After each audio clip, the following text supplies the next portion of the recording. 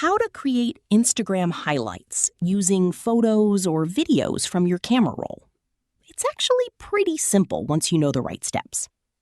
First, open your Instagram app and go to your profile page. Now, look under your profile picture in the Highlights section and tap the plus icon.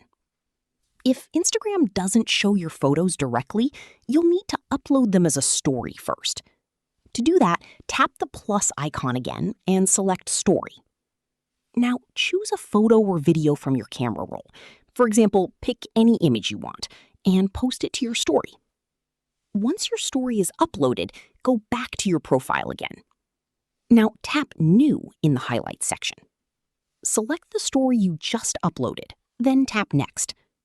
Now, give your highlight a name, like My Favorites or anything you want. You can also choose a cover photo by tapping Edit Cover and selecting an image from your gallery. Once everything looks good, tap Done, then tap Add. And that's it. Your Instagram highlight from camera roll is now created successfully. So yeah, that's how you can easily make Instagram highlights using your photos and videos. If this tutorial helped you, don't forget to like the video and subscribe for more Instagram tips, tricks, and tutorials like this.